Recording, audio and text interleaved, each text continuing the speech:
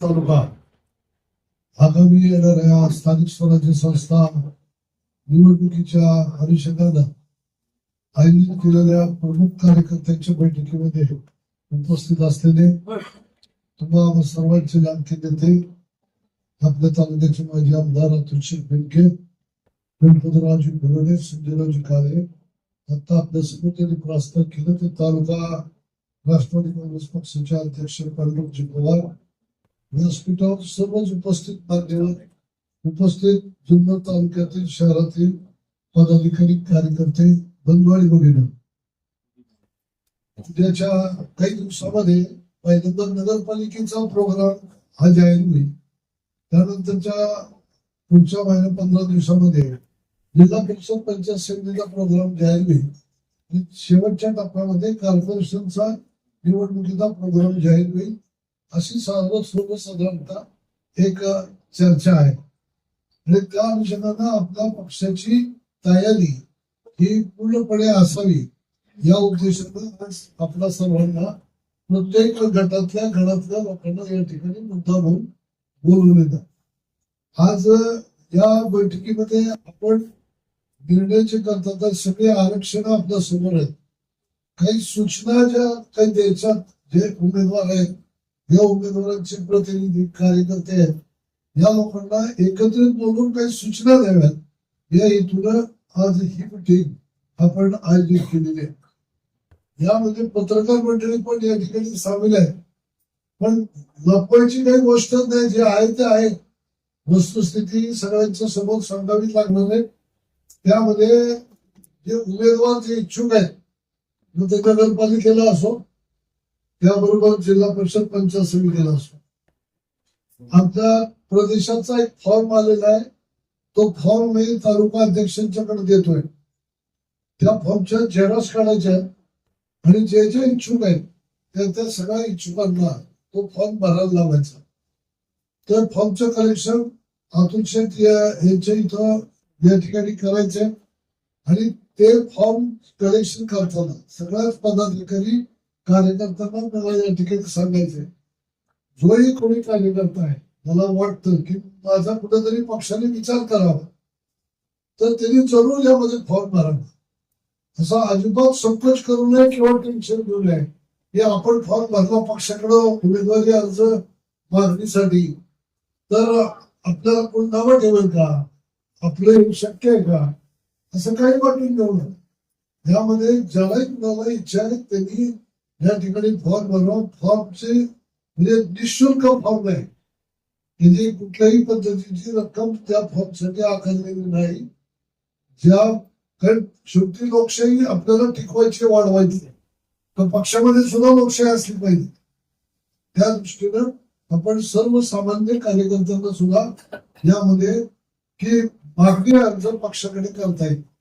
आता सांगितलं पवार साहेब की मागणी अर्ज केला, प्रोसिजर आहे, त्याच्यावरती चर्चा केली जाईल. तर मी अतुल शेठला आणि प्रमुख पदाधिकारी यांना माझी एक विनंती आहे की या सगळ्या प्रोसेसमध्ये सगळीकडे एकाच वेळेला लक्ष देणं कुणालाच एकट्या माणसाला प्रमुख 4 लोकांना शक्य नसतं. तर माझी एक अशी सूचना आहे की ज्या त्या जिल्हा परिषद गटामध्ये या नगरपालिकेच्या प्रभागामध्ये जुने जनते पक्षाला मानणारे पदाधिकारी, कार्यकर्ते की जे कार्यकर्ते निवडणुकीला इच्छुक नाही, अशी काही प्रमुख लोक 2, 3, 5 काय निघतील त्या पदाधिकारी, कार्यकर्त्यांना एक जबाबदारी द्या. त्या जिल्हा परिषद गटाची जबाबदारी द्या. जास्तीचे कार्यकर्ते असतील पंचायत समिती गटाची जबाबदारी द्या. आणि इथपासून तिथपर्यंत हे उमेदवारी अर्ज आल्यानंतर त्याची छाननीपासून तर त्या उमेदवारी मागणाऱ्या लोकांची सगळी माहिती गोळा करणं, इथं प्रमुख लोकांच्याकडे ती सादर करणं आणि प्रमुख लोकांची तर त्यामध्ये अभ्यास आहेच आहे. पण त्याबरोबर काही लोक डायरेक्ट अतुल शेठशी बोलायला दमकतात. तालुका अध्यक्षाला कसं सांगायचं थोडस घाबरतात. पण तिथलेच असलेल्या स्थानिक लोक जे रोज समाजामध्ये आहेत अशा लोकांशी ते मनमोकळेपणाने जर बोलू शकले तर योग्य उमेदवार आपल्याकडे पुढे येईल. या हेतून अशी एक ज्याला सुकाणू समिती म्हणत, प्रत्येक गट वाईज ती सुकाणू समिती आपण फॉर्म करावी. ती एकंदर बसून तुम्ही विचारपूर्वक कोण माणसं द्यायची याचा तुम्ही निर्णय एकंदर बसून करा. 4-5 लोकांनी बसून तुम्ही तो निर्णय करावा. पण त्या माध्यमातून तुम्हाला सगळ्यांना त्याबरोबर घेऊन या निवडणुकीच्या कामकाजामध्ये लक्ष घालता येईल. त्याचा परिणाम असा आहे की योग्य उमेदवार तुम्हाला मिळेल. त्याबरोबर याच लोकांच्याकडनं प्रत्येक बूथवरचं नियोजन, हे नियोजन कुठलं काउंटिंगच्या तिथपासूनच उलट नियोजन करत यायचं. मायक्रो प्लॅनिंग केलं. ग्रामपंचायतीला जसं प्लॅनिंग होतं त्या पद्धतीचं मायक्रो प्लॅनिंग हे उद्याच्या निवडणुकीत ह्या सुकाणू समितीने जी नियोजित केलेली आहे त्या गटासाठी नगरपालिकेच्या वॉर्डासाठी त्या लोकांनी हे सगळं सूक्ष्म नियोजन करायचं. आणि हे नियोजन केल्यानंतर माझी पुढची जी अजून सूचना आहे, विधानसभेची निवडणूक होते, लोकसभेची निवडणूक होते, पक्ष संघटना तिथं बूथचा एजंट नेमते. पण त्या एजंटचं उद्याच्या निवडणुकीत लक्ष असतं असं होत नाही. उद्या जो उमेदवार आपण नेणार,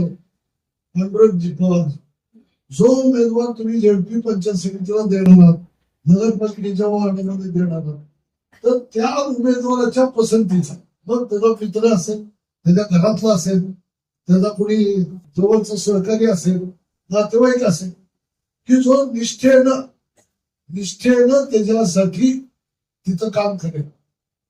त्या बूथवरती काम म्हणजे कसं काम करायचं ते सगळं तुम्हाला तोंडपाठ आहे. मतदार यादी चाललंय, कोण कुठं राहतंय, काय करतंय, हा आपला कोण, दुसरा कोण, सगळं त्याला अभ्यासच करायचं काय. त्या बूथच्या प्रमुखांनी, बूथच्या त्या एजंटनी केलं पाहिजे. आणि मग त्या बूथ एजंटनी त्याच्या जवळची कोणतरी 2-5 लोक घेऊन त्या पद्धतीचं तिथं त्याची एक वेगळं नियोजन, मतदान जास्तीत जास्त आपल्या उमेदवाराला कसं घडवून घेता येईल यासाठीचा प्रयत्न हा त्या बूथ एजंटचा चांगल्या पद्धतीने होतो. जेव्हा आपला उमेदवार उभा आहे आणि आपला उमेदवार असल्या कारणानं त्याचा घरातला असलेला बूथचा एजंट असेल, त्याचा जवळचा सहकारी असेल, तर तो चांगला पडतो आणि त्याच्यामधून हे आपल्याला उमेदवार निवडून आणण्यासाठी त्याचा जास्तीत जास्त चांगला उपयोग होईल अशी एक सूचना मी या ठिकाणी आपल्याला करतो. त्याबरोबर या बूथच्या माध्यमातून तुम्हाला जे काही आतापर्यंत विकास काम आपण केले आणि त्याच्या भागामध्ये काही राहिली आहे, या सगळ्याचा वापर तुम्हाला ही जी सुकाणू समिती आहे ते लेखी पद्धतीनं तुम्हाला या ठिकाणी त्याचा लवकरात लवकर विचार करून त्याचा प्रत्येक जिल्हा परिषद गटाचा वेगळा असलेला जाहीरनामा हा आपल्याला तयार करता येईल. आणि त्या जाहीरनाम्याच्या माध्यमातून समोरच्यांना मतदान मागताना आपल्याला त्या जाहीरनाम्याचा देखील उपयोग होईल. त्यामुळे सुकाणू समिती कोण असावं, ज्याला एकतर पक्षाची निष्ठा आहे, नेत्याबद्दल आपल्या निष्ठा आहे, पक्षाची निष्ठा आहे, आणि ज्याच्याकडून वेळ आहे त्याचं केलंय माझी नेमणूक, मी येतो पुण्याला जाऊ, मी येतो लग्नाला जाऊ आणि दशक्रिया विधीचा निम्मा दिवस अशीच सुकाणू समितीची लोक नुसती नावाला राहतील, त्याचा उपयोग होणार नाही. त्यामुळं महिनाभर त्या जिल्हा परिषद गटात बाहेरच घर पडली पाहिजे. आज हे गाव, उद्या ते गाव रिपीट परत तेच एक कामासाठी त्यांनी प्रत्येक माणसाला कॉन्टॅक्ट करणं, हे करणं, या सगळ्या गोष्टी त्या ठिकाणी कराव्या लागतात. विषय अजून एक महत्वाचा येतो. आगामी या निवडणुकीमध्ये आपले मित्र पक्ष त्यांच्याबरोबर आपली युती आहे का नाही, समोरच्या आघाडीतली काही लोक आहेत ती आपल्याबरोबर येणार का नाही, पत्रकारांचा किंवा तुमच्याही सगळ्यांच्या मनामध्ये हा प्रश्न आहेच आहे. आता या सगळ्या ह्याच्यावरती एक सिंपल लॉजिक आहे, फार काही त्याला डोकं चालवायचं कारण नाही. जिथं ज्या ज्या पक्षाची ताकद, तिथं आमची ताकद असेल तिथं आम्ही स्वतंत्र लढणार, जिथं आमची ताकद नसेल तिथं आम्ही मित्र पक्ष आमच्या पसंतीनं कुठल्या मित्र पक्षाला बरोबर घ्यायचं हे आम्ही ठरवलं आणि त्या पद्धतीनं निवडणूक लढवणार. बरोबर आहे. सिंपल लॉजिक आहे. फार काय डोकं चालवायचं कारण नाही. त्यामुळे निवडणूक ही जिंकून येणं ही आमची गरज आहे. ही जिंकून येण्याच्या दृष्टीनं काय काय केल्यानं काय होणार आहे त्याचा अभ्यास आपल्याला करावा लागला. आता याच्यावरती काही पत्रकार मंडळी विचारतील की मग तुमचा विचार काय, युती काय, आघाडी काय, हे असे म्हणाले होते, ते तसे म्हणाले होते. या सगळ्या गोष्टी तुम्ही थोड्याशा बाजूला ठेवा.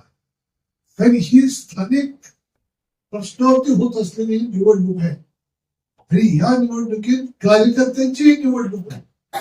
लोकसभा विधानसभा नेत्यांची निवडणूक आहे. ज्या कार्यकर्त्यांच्या खांद्यावरती कायम नेता उभा आहे त्या कार्यकर्त्याची निवडणूक असल्यामुळं या नेते मंडळींच्या निवडणुकीत युती आघाड्या कशा झाल्या आपण बघितलेलं आहे. त्यामुळे इथं सुद्धा तशाच आघाड्या होतील. त्यामुळं त्या बाबतीत कुठली शंका घेऊ नये. एखादा तर नगरपालिका, तर नगरपालिकेमध्ये युती आघाडी करायची तर त्या वॉर्डामध्ये जर आपल्याला उमेदवार नसेल तर त्या ठिकाणी दुसरा तुम्हाला पोट सोयीचा पक्ष वाटतो त्यातला उमेदवार तुम्ही घ्या की जो तुम्हाला तुमच्या नगराध्यक्षाची ताकद वाढवतो. वेगळी गोष्ट आहे. नाहीतर त्याला नुसतं निवडून आणण्यासाठी त्याला घेऊन उपयोग नाही. त्यांनी नगराध्यक्षाचं मतदान वाढवलं पाहिजे हे नीट लक्षात घ्या शहराध्यक्ष. आणि त्यासाठी वार्डामध्ये कुणाला बरोबर घ्यायचं, मग त्या वार्डामध्ये चिन्ह कुठलं असेल, काय कुठलं असेल, या सगळ्या विषयावरती त्या त्या गावामध्ये जी सुकाणू समिती आहे ती समिती अभ्यास करेल. कुणाचं काय म्हणणे, कुणाचं काय म्हणणे, कुणाचं काय म्हणणे अध्यक्षपशी या प्रमुख लोकांपाशी आणून भांडेल आणि मग ही मंडळी जो निर्णय घेतील तो निर्णय यांना घेत असताना यांनी जिल्ह्याकडे कळवायचा आहे, आम्ही तो प्रदेशाकडे कळवायचा आहे. तिकडनं ओके आलं की आपण पुढे जायचं. हे काय फोनवरती सुद्धा एक 5 मिनिटाचा विषय आहे. त्यामध्ये फार काही वेळ लागेल असं काही भाग नाही. त्यामुळे या सगळ्या गोष्टी युती कुणासोबत करायची, आघाडी कुणाची सोबत करायची, हा आपण खालच्या स्तरावरती आपण तो निर्णय करावा. आणि या पद्धतीनं उद्याची येत असलेली निवडणूक, या निवडणुकीमध्ये बहुतांशी सगळ्या ठिकाणी आपल्या विचाराचे, अजितदादांच्या पक्षाचे उमेदवार कसे निवडून येतील यासाठीचा तो प्रामाणिकपणे प्रयत्न आपण करावा. अजूनही जिल्हा स्तरावरती, प्रदेश स्तरावरती काय केलं काय करायचं हे अजून काही ठरलेलं नाही.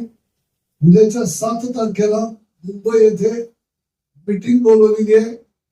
पांडुरंग पवारांनी या ठिकाणी नावं द्यायची 15, तेवढीच लोक मिटिंगला येतील, त्यांनाच पास मिळतील. बाकीचे आले तर त्यांना आतमध्ये सोडलं जाणार नाही याची नोंद आपण घ्यायची. 15 लोक जास्तीत जास्त एका दुसरा वाढलं तर वाढलं ते कोण आणायची त्याची यादी त्यांच्याकडे पाठवलेली आहे. त्या पद्धतीने ती यादी मुंबई प्रदेश कार्यालयाकडे येते.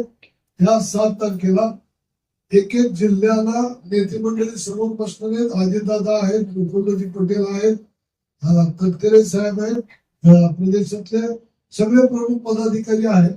आणि आपल्याला प्रत्येक तालुकावाईज चर्चा या नेत्यांशी तिथं बसून करायची आहे. तर त्या चर्चेमध्ये सहभाग घेऊ शकतात, स्वतःचं मत आग्रहाने मांडू शकतात. अशी 10-15 लोक तिथं आणायची आहेत. आणि 7 तारखेला तो एक कार्यक्रम झाल्यानंतर त्या साधक चर्चेतून पुढची दिशा ही ठरवली जाईल. पण एकूण आपल्याला जो इथं निर्णय घ्यायचा तो निर्णय तिथं घेणं का आवश्यक आहे याचा विषय तुम्ही तिथं समजून सांगायचा आहे नेते मंडळी. आणि तो समजून सांगितल्यानंतर त्यांचा होकार घ्यायचा आणि त्या पद्धतीनं खाली राजकारण तुमच्या सोयीचं राजकारण, तुमच्या सोयीचंच राजकारण करायचंय, फक्त त्यांची मान्यता घेऊन करायचे एवढाच फक्त विषय. हे 2-4 गोष्टी क्लिअर झाल्या. आता आम्हाला पुढचं असं म्हणायचं आहे की जिल्हा परिषदेमध्ये अजितदादांची एखादी सत्ता आली पाहिजे. आता तुम्ही म्हणाल मित्र पक्ष एकत्र सत्ता करताय अमुक तमुक आणि आता इथं परत धार्मिक सत्ता आली पाहिजे म्हणजे परत तुमच्यात काय वेळ आहे का नाही. आता हे परत तेच सांगायची गरज की हा ज्या त्या पक्षाला अधिकार आहे की कुठल्याही निवडणुकीत आपला पक्ष एक नंबरला आला पाहिजे. मग ते उद्या जर भाजप पडलं 100% भाजप, तर आम्हाला का नाही म्हणायचं आम्ही 100% राष्ट्रवादी, आम्ही पण म्हणणार 100% राष्ट्रवादी. हो, हे जर सूत्र आहे की प्रत्येकच राजकीय पक्ष आपली संघटना आपली ताकद वाढवण्यासाठी प्रामाणिकपणे प्रयत्न करणार, तर तो प्रयत्न राष्ट्रवादीच्याही कार्यकर्त्यांचा असला पाहिजे. आणि त्यामध्ये ताकद जाऊन भांडण होण्याचं काही कारण नाही. हे उघड सत्य आहे. आम्हाला आमचा पक्ष वाढवायचा आहे, आम्हाला आमच्या नेत्याची ताकद वाढवायची, आम्हाला उद्याची विधानसभा जिंकायची, आम्हाला उद्याची लोकसभा जिंकायची. ग्रामपंचायतीपासून सगळीकडे आमची ताकद असली पाहिजे, त्याची काही कारण नाही. हा जिल्हा पुणे जिल्हा दादांच्या नेतृत्वाखाली काम करतो. हा नेतृत्व त्याबद्दल 1-2-5 मिनिटं तुम्हाला माहिती आहे सगळ्यांना. पहाटे 6ला उठून विकास कामावरती उभं राहतात. कुठल्या राजकीय पक्षात कुठला नेता या पद्धतीचं काम करतो दाखवा. तुम्ही म्हणाल काय त्या विकास कामामध्ये 5-50 लाखाचं 5-50 कोटीचं काम, एवढं काय त्याच्याकडे बघायचं. पण एकदाच पैसा तिथं खर्च पडत असतो, शासनाचा असतो, तो तुमचा आमचा असतो, वायाला जाऊ नये. योग्य काम होतं की नाही त्याचं नियंत्रण असलं पाहिजे. आणि मग ते काम टिकाऊ झालं, चांगलं झालं, तर सामान्य लोकांच्या जनतेच्या हिताचं असणार आहे, त्याचा त्यामधनं विकास होणार आहे, तर ते काम दर्जेदारच असलं पाहिजे. हे यासाठी मी जर पैसा देतोय तर तो पैसा योग्य ठिकाणी योग्य पद्धतीनं मार्गी लागतो की नाही हे चेक करण्याचं काम हे सुद्धा नेता आमचं करतो. नियोजनात तर आघाडीच आहे. हे पुणे जिल्ह्याचाच नाही तर राज्याची प्रियप्रिय त्यांच्याकडे. एवढे 30-35 वर्ष 40 वर्ष या विधानसभेमध्ये बसून अनेक मंत्रिपद भूषवलेली आहेत. उपमुख्यमंत्री पद 3-4 वेळा भूषवलेलं आहे. अर्थ खात्याचं आज मंत्रिपद आहे, आपले पालकमंत्री आहे. ह्या जिल्ह्यात काय पाहिजे आणि काय नको आहे, इथली नैसर्गिक स्थिती कशी आहे, इथली भौगोलिक स्थिती कशी आहे, इथं धरणं पाणी, ते पिण्याचं पाणी, शहरीकरण वाढतंय त्याचे प्रश्न कसे आहेत, हे शहरी भागातल्या प्रश्नाची जाण असणार आणि ग्रामीण भागातल्याही प्रश्नाची जाण असणार असं तुम्हाला नेतृत्व दुसऱ्या कुठल्याही पक्षात पाहायला मिळत नाही. तुम्ही माझं चॅलेंज आहे, तुम्ही कुठेही फिरून या देशभरामध्ये, देशातल्या कुठल्याही जिल्ह्यात तुम्ही फिरून या. जात असाल कुठंतरी देवदर्शनाला पोहण्याकडे इकडं तिकडं, माझं आव्हान आहे की आपल्या जिल्ह्यासारखा सुजलाम सुफलाम सर्वांग सुंदर आणि सर्व क्षेत्राला पुढे घेऊन जाणारा एक तरी जिल्हा तुम्हाला दिसतो का? तुम्हाला कुठेही पाहायला मिळणार नाही. इतकं पुणे जिल्ह्याचं सर्व पद्धतीनं सर्व क्षेत्रामध्ये प्रगती केलेला जिल्हा हा पुणे जिल्हा. हा उगाच नाही झाला, असंच नाही काय झाला. त्या काळात पवार साहेबांनी त्यासाठी प्रयत्न केले आणि अलीकडच्या या 25-30 वर्षामध्ये दादांनी जी मेहनत घेतलेली आहे, मुंबईत बसायचं, सत्तेत बसायचं, सुद्धा भाग पुणे जिल्ह्याला आणायचं, नवनवीन योजना सगळ्या इथं राबवायच्या. त्यामुळे राज्य प्रगती करत असताना माझा असलेला जिल्हा हा 1 नंबरला प्रगतीपथावरती नेण्याचं काम जे दादांचं आहे, ती जिल्हा परिषद दादांच्या हातात असावी का नसावी. उद्याच्या नगरपालिका आहेत सगळ्या, हा शहरही वाढतात, त्या शहराची सत्ता जर दादांच्या हातात असेल तर तिथं बसून प्रत्येक शहरामध्ये 5-25 कोट 50 कोट वर्षाला त्या ठिकाणी निधी आणला, योग्य पद्धतीनं तो खर्च केला, शहराची व्यवस्थित पद्धतीनं बांधणी केली, डेव्हलपमेंट केली, तिथलं असलेले बाजारपेठ लोक सगळे त्या ठिकाणी व्यवस्थित राहिली, तर शहर मोठं होत आहे. शहर मोठं होतंय तर मोठं होत असताना ते सुव्यवस्थित करण्याचं काम देखील करण्याची जबाबदारी ही दादांची कार्यकर्ते म्हणून आपली असतील. यामध्ये जर एकसूत्रीपणा नसेल, त्याची सत्ता जर आपल्याकडे नसेल तर त्यामध्ये थोडीशी गडबड व्हायची शक्यता आहे. म्हणून याही सगळ्या सत्ता, नगरपंचायत असो, तुमच्या असलेल्या नगरपालिका असो, पंचायत समिती असो, जिल्हा परिषद असो, आम्ही सगळ्यांना बरोबर घेऊन जाऊ. त्यावेळेला मित्रपक्ष आमच्या सोबत असतीलच निवडणुकीनंतर, पण त्यामध्ये एक हाती सत्ता ही दादांची त्या ठिकाणी असली पाहिजे, तर आपल्याला चांगल्या पद्धतीने जिल्हा परिषदेत काम करता येईल. आता सांगितलं प्राथमिक अंत्यविधीपर्यंत म्हणजे जिल्हा परिषद नगरपालिका. मग सगळं नियोजन परफेक्ट करायचं असेल तर अचूक पद्धतीनं काम करणारं नेतृत्व, त्या नेतृत्वाच्या हातामध्ये या सगळ्या स्थानिक स्वराज्य संस्था दिल्या पाहिजेत. त्या जर दिल्या गेल्या तर निश्चित पद्धतीने येणाऱ्या काळामध्ये या जिल्ह्याचा चांगल्या पद्धतीनं विकास होत असताना आपल्याला पाहायला मिळेल. आज पुणे शहर वाढतंय, पिंपरी चिंचवड वाढतंय, हे औद्योगिक शहर आहेत. आज त्याची वाढ जर बघितली तर त्याच्या बाजूच्या असलेल्या आमच्या जिल्ह्यातले किमान 8-9 तालुके असे आहेत की त्या 8-9 तालुक्यामध्ये त्या शहराचा प्रभावच पडतोय. त्या MIDC रिंग रोड तयार होतोय, तिथं औद्योगिकरणाला चालना मिळते, डीपी होत आहेत, अजून वेगवेगळे उद्योग आहेत, शेतीचं तंत्रज्ञान वाढतंय, शेतीच्या तंत्रज्ञान नवनवीन ते आत्मसात करण्याचा प्रयत्न या ठिकाणी होतोय. या सर्व क्षेत्रामध्ये आमचा नेता पुढे आहे. कॉर्पोरेशन मध्ये काय चाललंय, कुठं चाललंय, कुठले प्रोजेक्ट झाले पाहिजे, कसे राहिले, काय झालं, या सगळ्या गोष्टीची इतोमत माहिती आणि इतोमत अभ्यास, नुसताच अभ्यास नाही तर पहाटे 6ला सुद्धा त्या ठिकाणी जाऊन प्रत्यक्ष सुद्धा बघण्याची, त्यामध्ये बदल करण्याची क्षमता ही आपल्या नेत्यामध्ये आहे. आणि आज ही परिस्थिती असेल आम्ही 2 नंबरला असू, उपमुख्यमंत्री असू, म्हणून उद्या आम्ही मुख्यमंत्री का नसू विचारणार सोबत आहे. उद्या दादा मुख्यमंत्री होणारच नाही असं इथं बसलेला कोण छातीवर आणखी सांगू शकतो? हे कुणीच सांगू शकत नाही. ही इतका दोलायमान स्थिती राजकारणातली सध्या आहे. पण हे जर मुख्यमंत्री पदाचे स्वप्न जर पाहायचं असेल तर आपला असलेला जिल्हा हा दादांच्या पाठीशी भक्कमपणे उभा करणं हे आपलं कर्तव्य आहे.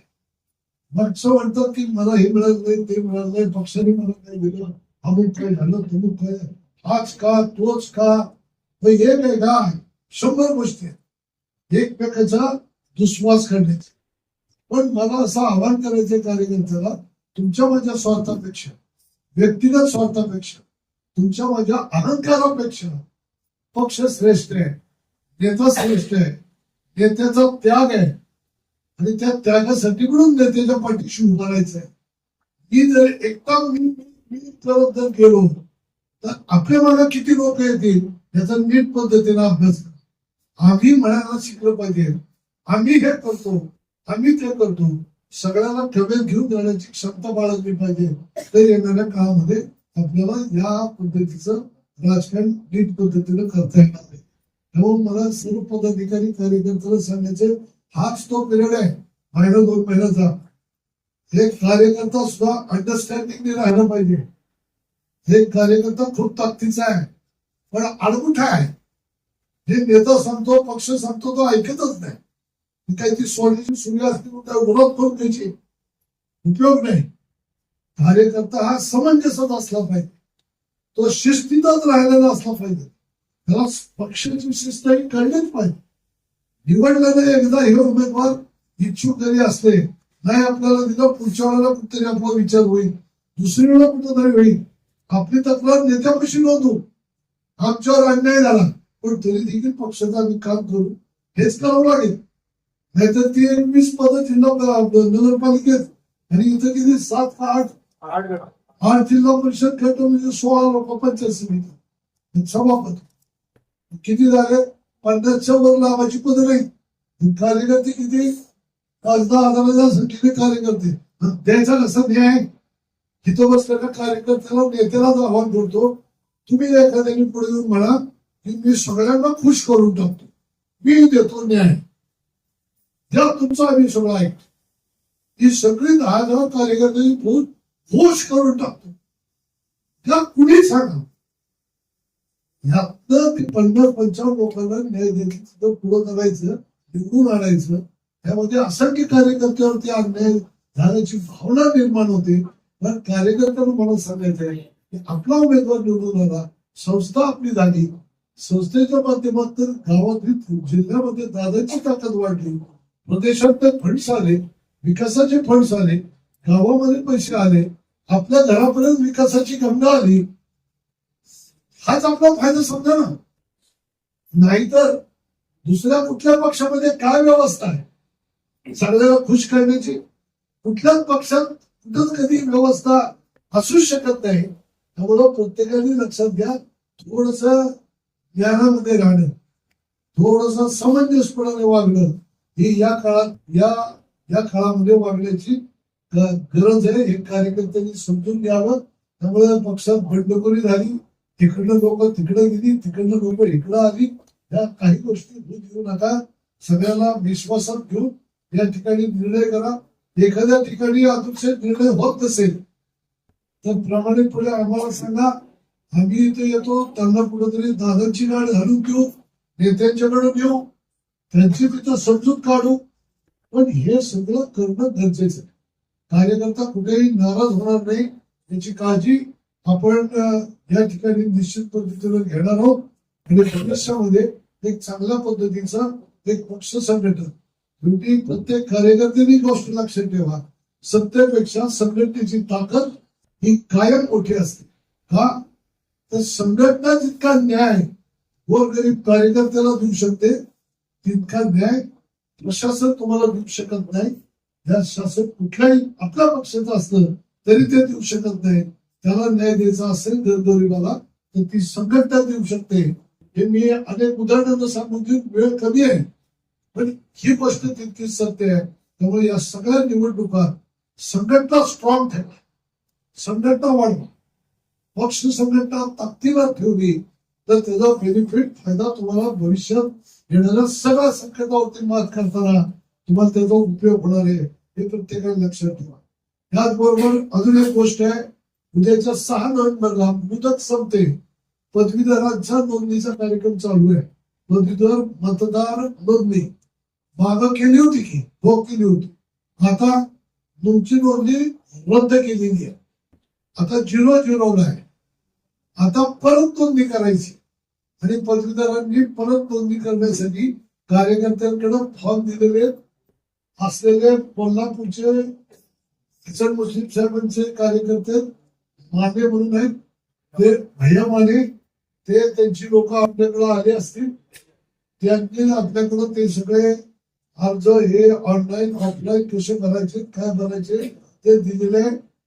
जे जे इच्छुक उमेदवार आहेत त्यांना मला सांगायचे आम्ही रिपोर्ट घेणार आहोत. प्रत्येक घरामध्ये तुम्ही जाताय, आता तुम्हाला उभं विचारायला घडत का नाही, जनतेला विचारायला जावं लागेल ना, मी उभं राहू का नाही. तर हे उभं राहून का नाही जाताना त्या घराघरामध्ये विचारा, आहेत का तुमच्याकडे कोणी ग्रॅज्युएट लोक, काढा जरा जुन्या पाण्या त्या पेटे बिट्यातले सर्टिफिकेट काढा. आधार कार्ड येते बाकी सगळं असतंय, पण ते ग्रॅज्युएटचं सर्टिफिकेट मार्कलिस्ट कुठं सापडतंय, तर ते जरा हुडकायला लावा. आणि तुमच्या प्रत्येक घराघरातल्या पदवीधराची नोंदणी ही या निमित्ताने करून घ्या.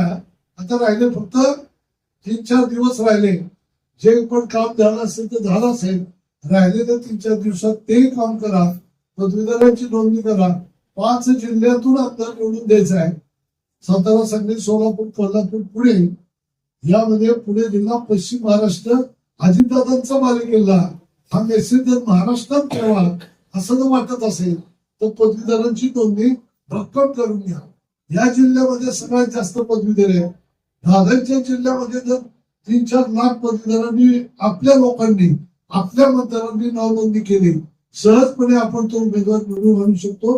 मागच्या वेळेला हे आपण दाखवून दिले, हारून लाडला आपण उभं केलं. कधीही पदवीधरची निवडणूक आपल्या पक्षाला जिंकता आली नव्हती, पण मागच्या वेळेला ते आपण जिंकून दाखवलेली आहे. तो आत्मविश्वास आपल्याकडे आहे. म्हणून आपल्या सगळ्यांना आवाहन करतो, हे सहज शक्य आहे, सोपं आहे. हे काम प्रत्येकाने मन लावून करावं. पक्षाची ताकद वाढवावी, दादांची ताकद वाढवावी, या ठिकाणी आतुरशाची ताकद वाढवावी, अशा पद्धतीचं आव्हान आपल्याला करतो. उद्याच्या या सगळ्या निवडणुकीच्या कार्यक्रमात एकजीव व्हा, एकत्रित या आणि जे पण काही निर्णय करायचे ते सगळे निर्णय सामूहिक निर्णय करा. ऐकून तर सगळ्यांच घ्यावं लागणार अतुशे, पण काय जे करायचं ते ठराविक 4-2 लोकांनी एकत्र येऊन तो निर्णय तुम्ही तो करावा अशा पद्धतीचं आवाहन आपल्याला या ठिकाणी करतो.